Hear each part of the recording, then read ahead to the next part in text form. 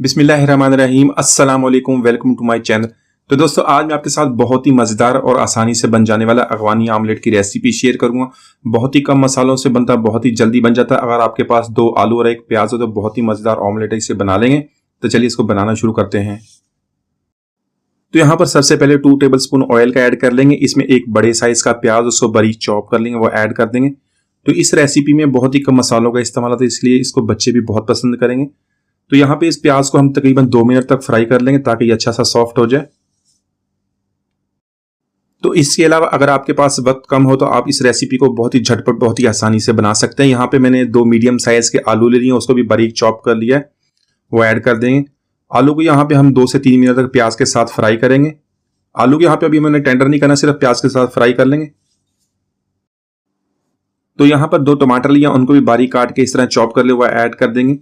तो टमाटर को ऐड करने के बाद इसको प्याज और आलू के साथ मिक्स करके तकरीबन 1 मिनट तो कुक करेंगे। तो यहाँ पर 1 टीस्पून नमक का ऐड कर लेंगे, आप अपने टेस्ट के मुताबिक कम या ज्यादा कर सकते हैं। 1 टीस्पून पीसी हुई काली मिर्च का ऐड कर लेंगे।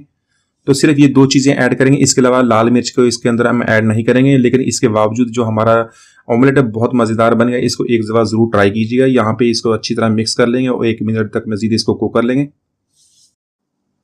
तो यहाँ पर 2 से 3 मिनट इसको कवर कर देंगे मीडियम टू लो फ्लेम पे, ताकि जो हमारे टमाटर और जो हमारा आलू अच्छी तरह टेंडर हो जाए।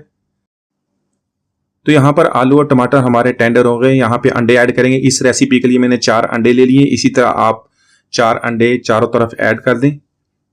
तो अंडे ऐड करने के बाद इसमें ऐड करेंगे थोड़ा सा नमक और थोड़ी सी काली मिर्च, ताकि जो हमारे अंडे उनमें भी टेस्ट आ जाए।